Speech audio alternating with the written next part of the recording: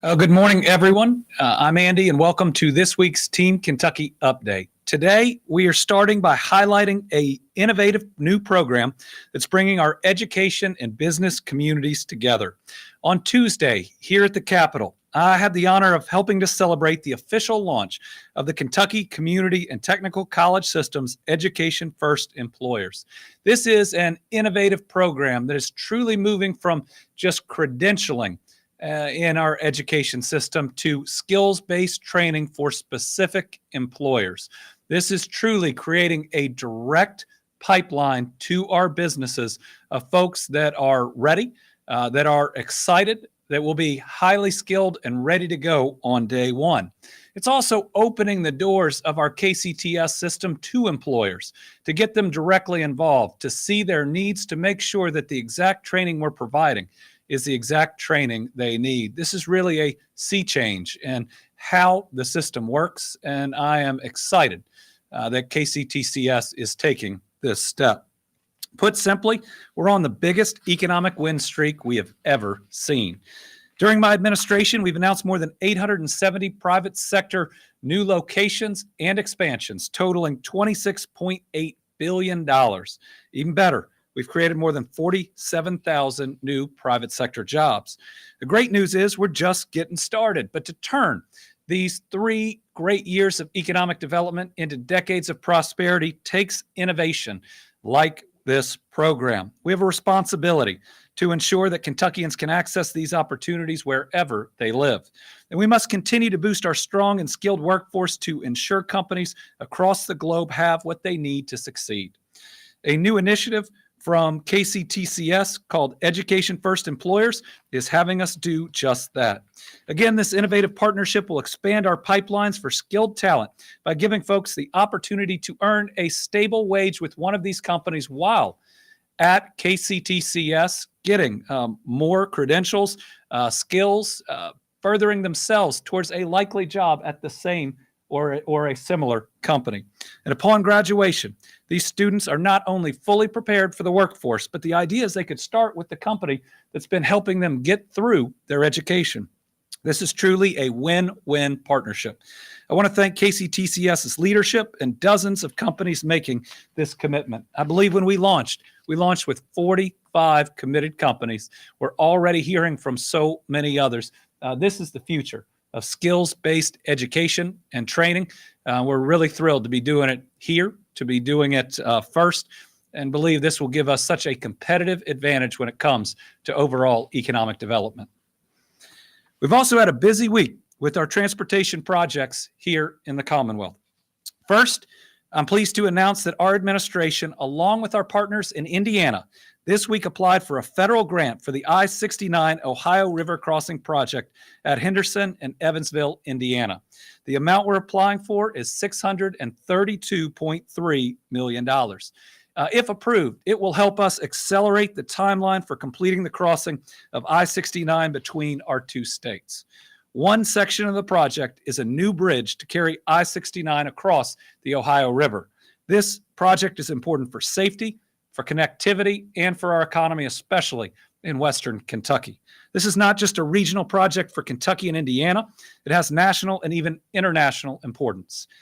I've said time and time again, I intend to seek and compete for every available dollar, be it for the I-69 project, the Brent Spence Bridge Companion Bridge project, and the Mountain Parkway expansion and extension. The I-69 project is so important. And to give you their own view on how critical it is, we've got videos from Marshall County Judge Executive Kevin Spraggs and Benton Mayor Rita Dotson. Good afternoon. I'm Marshall County Judge Executive Kevin Spraggs. I'm here with Mayor Rita Dotson from Benton, and we are so excited about the opportunity to have I-69 come through Marshall County and the benefits it brings to us. Yes, it's been a very big benefit for us in the city of Benton. Off of Hill Street, that's directly off exit 43 on I-69. We've had lots of large development. We have Walmart that has completely remodeled. We have our large banking industry, lots of restaurants, and lots of other businesses that have popped up. the traffic flow has definitely increased from the days of the Purchase Parkway, which, as we all know, traffic flow equates to dollars. Just about 2 miles from here, we have exit 41, and approximately a mile and a half off the exit, we have developed Southwest 1 Industrial Park. We have a pad-ready site there currently that was certified. We're very excited about that. Calvert City has a lot going on there now also as well, and there's some development going on as we speak, and there's a lot of potential growth opportunities there also. So a very important application that would accelerate the timeline of a project we are absolutely committed to doing. It's really exciting that right now we're working on 3 projects, many called impossible, and we're doing them all at the same time. For the first time, the 4 landing of the Mountain Parkway, every section is either completed, under construction, or under contract. The Brent Spence Bridge, thanks to the $1.6 billion grant from the federal government, is moving ahead, and we're going to do it without tolls. And the I-69 project, we're already doing a significant amount of work for. This would help us do it faster and get the job done in a more accelerated manner. Some more good bridge news, especially for those of you in the Louisville area. The upper deck of the Sherman-Minton Bridge in Louisville reopened to traffic Tuesday afternoon. That was following a repair of a faulty bearing that had forced the closure of the entire bridge. Remember, we always have to keep safety first. And when the engineers noticed some significant issues that we believe could have impacted the safety of our travelers, there's no choice but to close a portion or all of that bridge and get the repairs done. I'm proud of our and Indiana's transportation cabinets and how quickly and diligently they work to get it done. But at the same time, when you reopen part of it, it has to be safe, and they always put safety as that #1 priority. As many know, the Sherman-Minton carries I-64 over the Ohio River between Louisville and New Albany, Indiana, and this happened during a major rehabilitation and painting. It was in the course of that work that numerous inspections were being done, and I believe it was around July 27th that we determined that repairs had to be made and be made immediately. The lower deck was reopened on August 6th while repair work continued on the upper deck. So we're proud this thing is back open. We're going to continue to put safety first, but the transportation cabinet, we'll talk more, is completing major projects, major repairs at a really rapid pace. We look back when we had the major collision and even major fire on the Brent Spence Companion Bridge and how quickly that bridge was reopened to traffic as well. Very proud of their work. So just in today, again from the Transportation Cabinet, some exciting news about a major investment in the maintenance and rehabilitation of the I-65 Central Corridor in Louisville. This is a corridor that runs through the downtown between the Watterson Expressway and I-64. It's one of the busiest interstate corridors in all of Kentucky and is critical to some major employers in the region. Those include UPS, the Muhammad Ali International Airport, the Kentucky Expo Center, the University of Louisville, downtown hospitals, and more. It's also a 60-year-old interstate system, and it's showing its age. It has numerous overpass bridges that need rehabilitation, and one of the objectives of this project will be to improve safety and fix deterioration, which in turn will prevent unplanned closures for repairs in years to come. So today I'm announcing that the Transportation Cabinet has taken a big step forward on this project. They've selected a team led by Kiewit Infrastructure South as a general contractor for the project. We are committed to minimizing the disruptions to downtown business, employers, and commuters, so the project team is going to be looking for ways to shorten the overall construction schedule. It will also be investigating techniques called accelerated bridge construction to reduce lane closures. We know how important this section of I-65 is, how important this section of downtown Louisville is, and we are going to work to limit the disruptions, but to continue growth and to prevent shutdowns due to future repair work. This is an absolutely critical project that's been years in the making. I'm pretty proud that we are doing it, and we're going to move forward with it. Let's see, the cabinet is going to start construction within the current budget year, which runs through June of 2024. I can also announce today that I've approved discretionary transportation funding of more than $3.4 million. The funding will go to 24 local governments that asked our administration for help in making improvements to their local streets and roads. I'm glad to be able to offer this funding because these are local roadways. They're where our families are driving to get their kids to school, to get to church, to get to work. And the most precious cargo we will ever transport in this state are our families, our loved ones, our kids, our neighbors. This funding is going to cities and counties across Kentucky. The applicants include 6 cities, including Buckhorn and Hazard, that have such needs after getting hit by flooding. Also includes Manchester and others. There are 18 counties. Those are Barron, Bath, Butler, Caldwell, Carlisle, Elliott, Floyd, Greene, Hopkins, Knott, Knox, LaRue, Lawrence, Madison, Menifee, Mercer, Nicholas, and Washington. We're going to continue to find ways to improve our infrastructure, and I'm proud that now discretionary dollars through our transportation cabinet have gone to all 120 counties. In this administration, there aren't red counties or blue counties. These are all Kentucky counties, and we're going to invest in every single one of them. We also know how important it is to invest in more than just roads and bridges. The need extends to railways, especially to the crossings where cars, trucks, school buses, and emergency vehicles pass every day. That's why we recently awarded $1.25 million through the Transportation Cabinet for various selected railroad crossing safety projects. These awards will help fund new signals, warning lights, and other safety improvements. The awards are going to Norfolk Southern Railway, Paducah and Louisville Railway, R.J. Corman Railroad Group, and Trans-Kentucky Transportation Railroad, better known as TTI. There are 11 selected crossings in 7 counties. Those counties are Hardin, Hopkins, Jefferson, Kenton, Logan, Nicholas, and Scott. So those are a lot of announcements from the Transportation Cabinet, all exciting, all driving us, sorry about the pun, into the future where we want to be. When we have a booming economy, which we do, we are on an economic roll, the likes of which we've never seen. Investment in our infrastructure is how we keep it going. So today, I want to thank Kentucky Transportation Cabinet Secretary Jim Gray, who's here with us, for the outstanding work for him and his team. Jim, you want to say a few words before we get to the last transportation piece? Okay. Before we get to that, sports betting.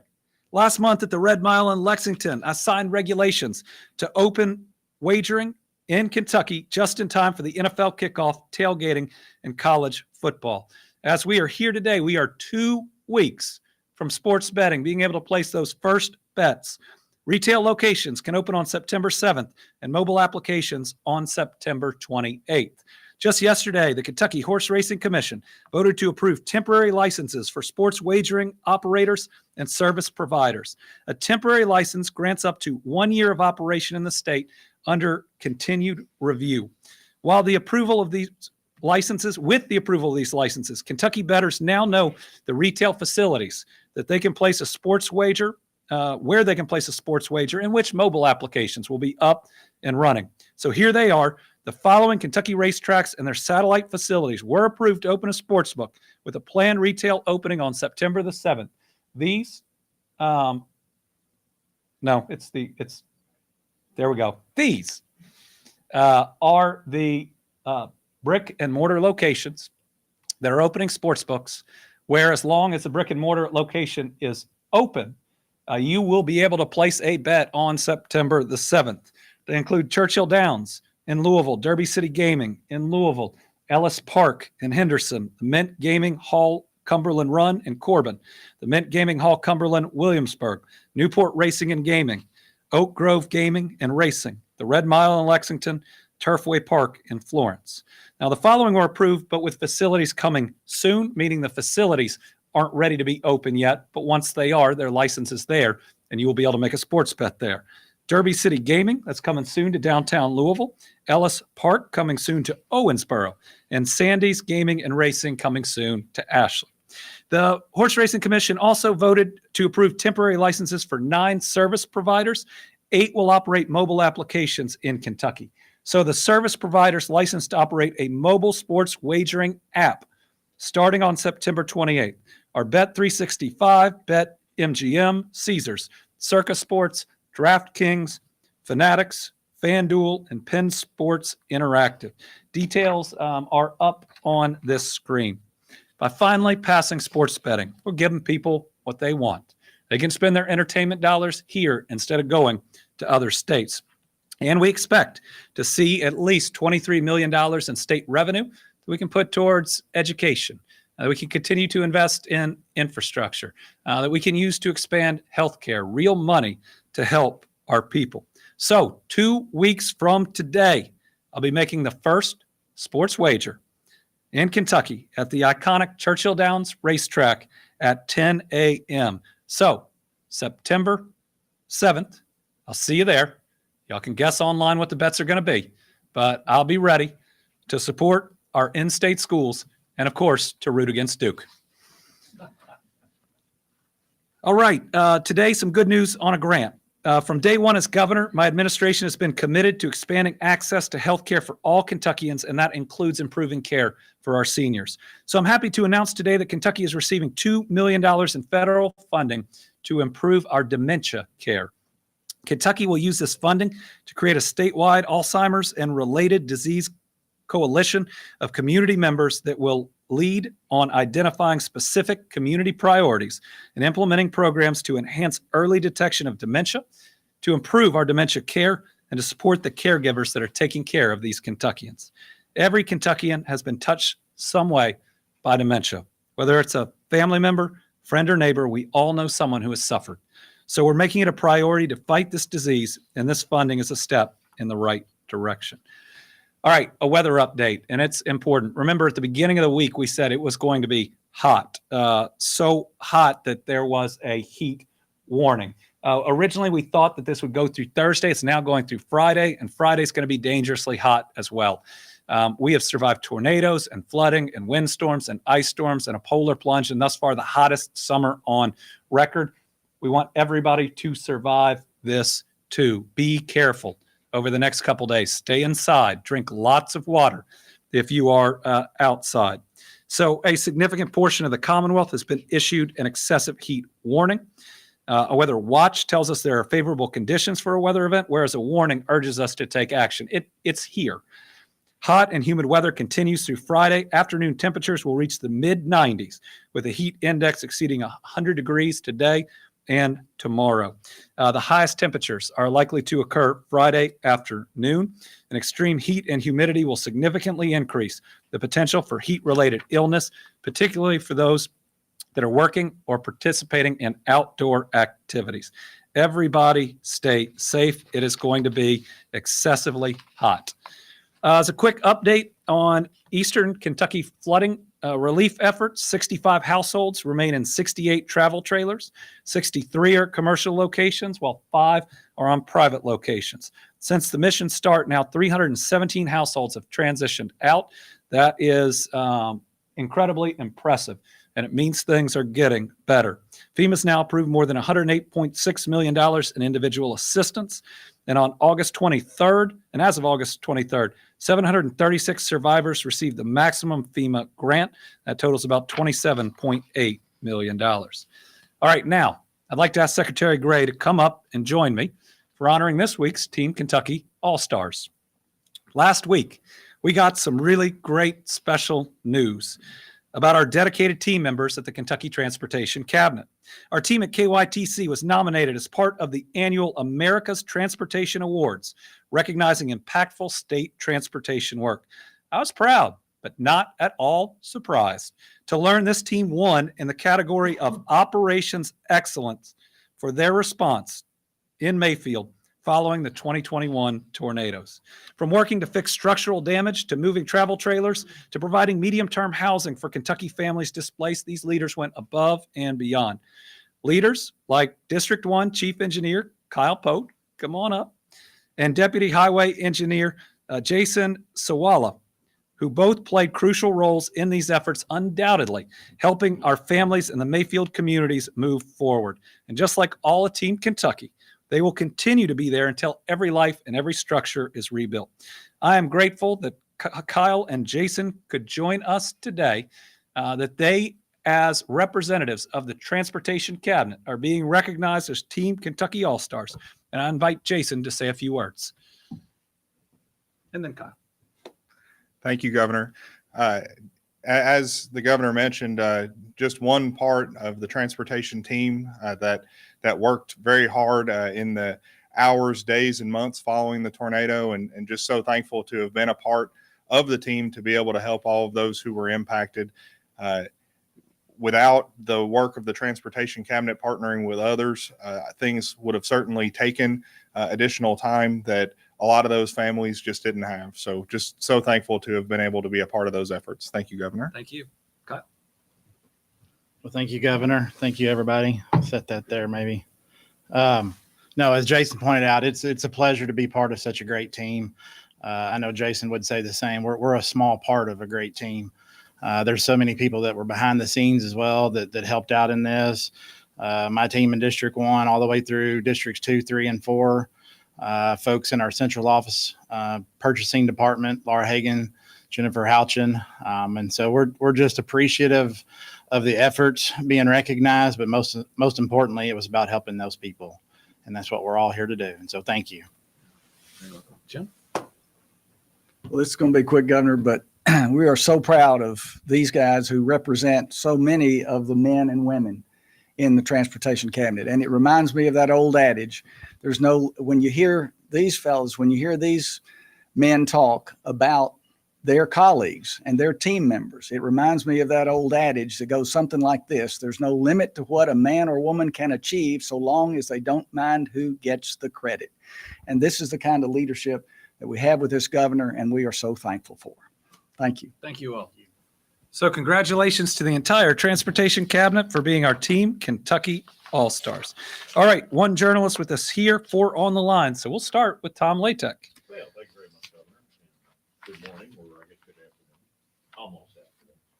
I have 2 interstate questions on the I-69 project with that federal grant you're seeking. Is there any fear that because you're getting the $1.6 billion for the Brent Spence, that they may say, you guys have enough about it? And then the second one is the cost of the I-65 refurbishment in Jefferson. So we'll get you a figure on the I-65 refurbishment. We're starting that project. It's a design build project. So the cost will fluctuate depending on the final design. But we are at the point now where we have sufficient funding to begin. And obviously that's going to be a project that will take some time. On I-69, we feel that our application will be competitive. The last application was a partnership with Ohio. This one is a partnership with Indiana. I think the most important thing to U.S. Department of Transportation is the projects are good projects. And while the Brent Spence Bridge continues great economic growth in the area, so important for goods that are being sent from not only multiple states, but multiple countries, I-69 is going to create that same type of corridor. So the opportunity for growth in Western Kentucky, but along the entire I-69 route is what we think will be very competitive and compelling about the project. And you heard it from Marshall County Judge and the Benton Mayor. This is a total game changer for these areas. You take that and the Barkley Regional Airport, the river and the rail that they have, and boy, Western Kentucky is just going to be in a place to boom. All right, I think we have someone on from WEHT WTVW. Yes, sir. Governor Beshear, the community of Sturgis here in Union County is facing a serious threat of bankruptcy and dissolving into the county. Many officials are unable to answer questions, and people are scared and unsure about what's going on. Is your administration involved with what's happening in Sturgis, Kentucky, with the community facing this uncertainty? Well, candidly, I'm just learning about the situation, and it is concerning. And to the people living in the city, it's got to be unnerving. You deserve to be able to get answers. And we hope, especially through the Department of Local Government, to be able to work to get you answers. I know that there are some compliance issues that are out there too that may be impacting funding. Now, I will say a municipal bankruptcy is a very rare thing. It's very challenging, and for any type of dissolution or the other, it would require, I think, a pretty significant court proceeding that wouldn't be in the near term, but takes some time, and there are a lot of pieces that go into it. So we're going to start taking a hard look. When folks in our Commonwealth are scared about what's going on in their community, we need to know, and they ultimately need to get answers. Sarah Michaels from Bluegrass Live. Good morning, Governor. Throughout your tenure, you've vetoed certain anti-LGBTQ laws, which have then been overruled by the legislature. I'm wondering, as you move forward into your reelection campaign, what can and will you do if reelected for the LGBTQ community? I believe all children are children of God, and we should all be treated with dignity and respect. The Supreme Court has recognized the right for people to marry who they love, and we've got to uphold that as the law here in Kentucky. You know, I have been the first governor to attend a fairness rally. I will continue to attend fairness rallies. Folks in the LGBTQ community are our neighbors. They're our friends. And most importantly, they are people that deserve respect and to be treated with respect. Josh James, WUKY. Okay, Sarah Ladd from the Kentucky Lantern. Yes, thank you. Can you address the new COVID variant, EG5 or Eris, as it's called sometimes, our dominant strain right now? I know we're seeing an uptick in cases because of it, so I'm curious what your level of concern is with it, and if people should expect any kind of statewide guidance about it. Thank you. The new variant is certainly becoming the dominant variant, but that doesn't necessarily mean there is cause for concern. We've had case increases during the summer and other months that happen. We don't see anything in the numbers right now on hospitalizations, at least that I've seen, that cause us alarm. I don't think we are to the point yet where we can say this variant is causing any more serious disease than others. And now everybody knows the steps that they can take if they want to take them to protect themselves as cases are up. And everyone has that ability and should consider their situation. You know, if you are immunocompromised, think about where you're going. You may want to make the individual choice to wear a mask where you're going. And so people should just be mindful that, yes, cases are up, and they should make the individual choices that they feel necessary to protect themselves. All right, that does it for this week. We'll see you next week for the Team Kentucky Update. Stay safe.